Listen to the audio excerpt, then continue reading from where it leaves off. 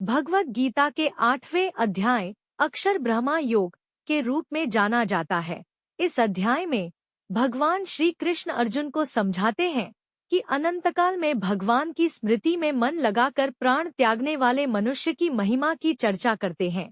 इस अध्याय में भगवान श्री कृष्ण अर्जुन को मनुष्य के अस्तित्व, प्राण त्याग और परमात्मा के साक्षात्कार की महत्ता के बारे में शिक्षा देते हैं। इस अध्याय की शुरुआत में भगवान श्री कृष्ण अर्जुन से कहते हैं कि अविनाशी परमात्मा के साक्षात्कार के लिए ध्यानाभ्यास और भक्ति में स्थिर रहना महत्वपूर्ण है। भगवान कहते हैं कि यह संसार का वैभव अविनाशी परमात्मा में प्रवेश करने के लिए आवश्यक है।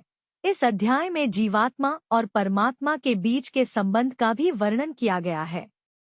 अध्याय के मध्य भाग में भगवान श्री कृष्ण अर्जुन को आत्मा के अविनाशी स्वरूप के बारे में और ध्यानाभ्यास के माध्यम से उसका साक्षात्कार करने की महत्ता के बारे में विवरण देते हैं।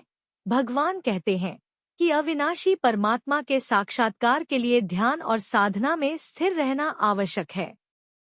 अध्याय के अंत में भगवान श्री कृष्ण अर्जुन को समझाते हैं कि अनंतकाल में अविनाशी परमात्मा की स्मृति में मन लगाने वाले योगी को मुक्ति की प्राप्ति होती है। वे कहते हैं कि ध्यान और साधना के माध्यम से योगी अपने मन को नियंत्रित करके मुक्ति की प्राप्ति कर सकता है।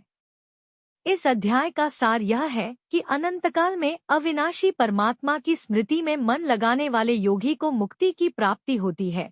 ध्यान और साधना के माध्यम से योगी अपने मन को नियंत्रित करके मुक्ति की प्राप्ति कर सकता है। अनंतकाल में भगवान की स्मृति में प्राण त्यागने वाले योगी को मुक्ति की प्राप्ति होती है।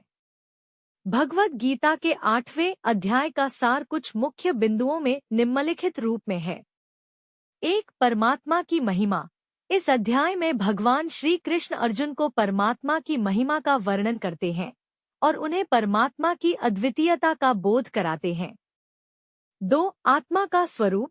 अध्याय में आत्मा का स्वरूप और उसकी अविनाशिता का वर्णन किया गया है। 3. योगी का लक्षण।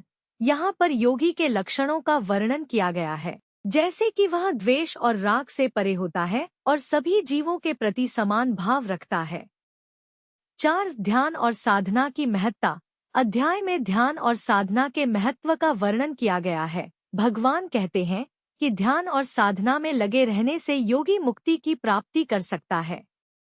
5. अनंतकाल में परमात्मा का स्मरण। इस अध्याय में अनंतकाल में परमात्मा का स्मरण करने वाले योगी को मुक्ति की प्राप्ति होती है। 6. आत्मसंयम की महत्ता। अध्याय में आत्मसंयम के महत्व का वर्णन किया गया है, जो योगी के लिए मुक्ति की कुंजी होता है। 7. परमात्मा के साक्षात्कार की महत्ता। अध्याय में परमात्मा के साक्षात्कार की महत्ता पर बल दिया गया है, जो योगी को आत्मा के स्वरूप का अनुभव कराता है। 8. भक्ति की भूमिका।